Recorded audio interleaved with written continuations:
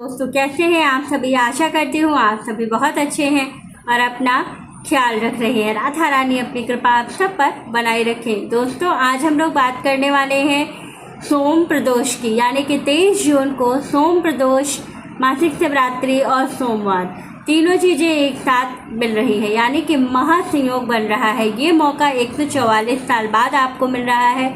ये जो उपाय बताऊंगी ये पंडित प्रदीप मिश्रा जी द्वारा बताया हुआ है और ये 100% काम करता है।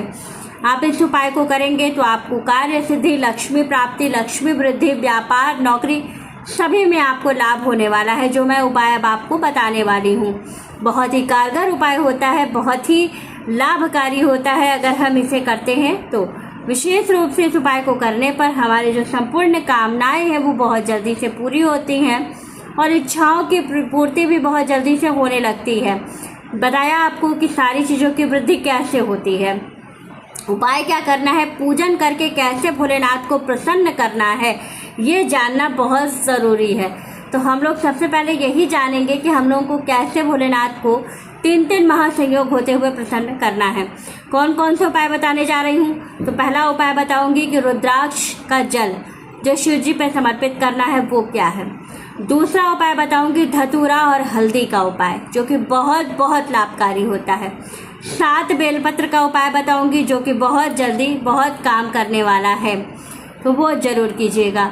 और चौथा उपाय बताऊंगी आपको विशेष रूप से माता पार्वती को श्रृंगार में कौन सी चीज़ समर्पित करने पर सौभाग्य और समृद्धि दोनों बढ़ती है। तो चलिए जान लेते हैं सारी चीज़ों के बारे में। ये सारी चीज़ें पंडित प्रदीप मिश्रा जी ने अपनी वीडियो में बताया है, आज मैं आपके साथ उसको शेयर कर रही हूँ। तो चलिए जान लेते हैं क्या करना है। लेकिन उससे पहले अगर अभी तक आपने मेरे चैनल को सब्सक्राइब नहीं किया है तो चैनल को सब्सक्राइब कर लीजिएगा, बेल आइकन को दबाना बिल्कुल ना भूलिएगा। जानकारी अच्छी लग जाए तो वीडियो को लाइक शेयर ज़रूर कीजिएगा और प्यारा सा कमेंट हर हर महादेव या श्री शिवाय नमस्तुभ्यम का जरूर कीजिएगा। तो चलिए जान लेते हैं क्या करना है। सबसे पहली चीज़ आपको क्या करना है कि जो लोग भी सोमवार का व्रत, प्रदोष का व्रत या मासिक शिवरात्रि का व्रत रखते हैं वो लोग 23 जून के दिन रखेंगे।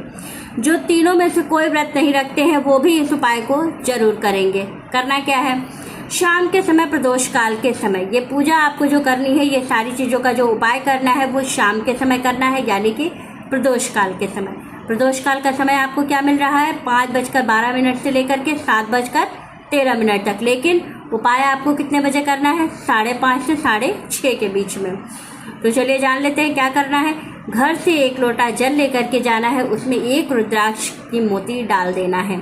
इसको अपने साथ आपको लेके जाना है। चुटकी भर हल्दी और धतूरा लेकर के जाना है। साथ ही आपको लेकर के जाना है पार्वती जी के लिए श्रृंगार से संबंधित सामग्री। और चौथी चीज़ आपको लेकर के जो विशेष रूप से जाना है वो है आपको विशेष रूप से 7 बेलपत्र लेकर के जानी है। और शमी पत्र भी जरूर खरीदिएगा, जरूर लेकर के जाएगा। अगर घर में हो तो जरूर ले जाएगा, नहीं तो अदरवाइज आप मार्केट से परचेज कर लीजिएगा। करना क्या है, शिव मंदिर में जाएंगे। सबसे पहले हम क्या करेंगे, नतमस्तक होंगे और शिव जी पर जो जल लेकर के हम गए हैं रुद्राक्ष वाला वो समर्पित करेंगे। रुद्राक्ष वाला जल समर्पित करने के बाद अर्धपुंड त्रिपुंड का तिलक लगाएंगे। साथ ही भोलेनाथ का कच्चे दूध से अभिषेक करने के बाद हम फिर शुद्ध जल से स्नान करा के फिर त्रिपुंड लगाएंगे। और इसके बाद 7 बेलपत्र जो होगी उस पर राम राम लिख करके शिव जी पे समर्पित करेंगे। ये एक ऐसा उपाय है जब आप पत्तियों पर राम राम लिख करके चढ़ाते हैं तो आपकी जैसी भी कामना हो, जो भी समस्या हो, जो भी चीज़ें हों, सब समाप्त हो जाता है। सारी कामनाएं आपकी पूरी होने लगती हैं। तो सारी पत्तियों पर राम राम लिख करके शिव जी पे समर्पित करना है, एक एक करके। ये नहीं कि सारी पत्तियों को एक पर एक रख लिया और ऐसे चढ़ा दिया, नहीं, एक एक करके पत्तियां चढ़ाइएगा। उसके बाद से क्या करना है, शमी पत्र पे हल्दी लगा करके शिव जी पे समर्पित करना है। ये कार्य सिद्धि के लिए बहुत लाभकारी उपाय होता है। साथ ही आपको क्या करना है, धतूरा लेके जाना है। धतूरे को हल्दी में पूरा डिप करना है और शिव जी पे चढ़ा देना है, अपनी इच्छा, अपनी समस्या, अपनी कामना कहते हुए। तो ये करना है आपको। अब इसके बाद आपको क्या करना है, ये करने के बाद आपको विशेष रूप से एक कार्य और करना है। माता पार्वती को श्रृंगार में सारी चीज़ें जो भी हैं आप चढ़ाइएगा। सिंदूर, बिंदी, रोली, चंदन, जो भी आपको चढ़ाना है, चूड़ी, सारी चीज़ें आप चढ़ाइएगा। लेकिन एक चीज़ जरूर चढ़ाइएगा, वो है काजल। जब हम काजल चढ़ाते हैं माता पार्वती को तो कहा जाता है कि अखंड सौभाग्य का वरदान मिलता है। और साथ ही हमारे जीवन में अगर किसी तरह का कोई दोष होता है, कोई परेशानी होती है, तो वो समाप्त होने लगती है।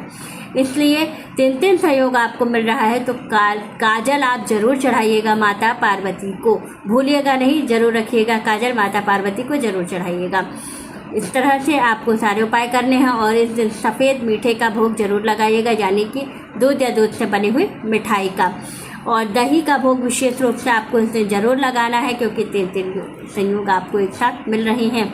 जब आप दही में थोड़ी सी चीनी मिला करके अगर आप भोग लगाते हैं या शहद मिला के भोग लगाते हैं, तो जो आपकी कार्य सिद्धि है वो बहुत जल्दी होने लगती है, कामनाएं बहुत जल्दी पूरी होने लगती हैं। तो ये कार्य आप जरूर कीजिएगा। इसके साथ ही आपको घी का 2 दीपक लेकर के जाना है, एक माता पार्वती के सम्मुख और एक दूसरा शिव जी के सम्मुख आपको घी का दीपक जरूर लगाना है। और बाबा से ये प्रार्थना करनी है कि हमारी कामनाओं की सिद्धि जल्दी से जल्दी हो जाए। भोलेनाथ को एक मंत्र है जो बहुत प्रिय है, श्री शिवाय नमस्तुभ्यम। इस मंत्र का जप अगर आप करते हैं 108 बार, एक माला, तो आपकी बहुत जल्दी इच्छा पूरी हो जाती है। और दूसरा मंत्र है, अगर आप किसी बीमारी से ग्रसित है, किसी समस्या से ग्रसित है, तो ओम त्र्यंबकम यजामहे जो आपका महामृत्युंजय मंत्र है, आप उसका 108 बार जप करते हैं तो बीमारी से आपको छुटकारा मिलता है, समस्याओं से छुटकारा मिलता है। तो आप ज़रूर जप करें, आपको बहुत लाभ होने वाला है। तो वीडियो अच्छी लगी हो, जानकारी अच्छी लगी हो, तो प्यारा सा कमेंट ज़रूर कीजिएगा और वीडियो को लाइक शेयर ज़रूर कीजिएगा। राधे राधे दोस्तों।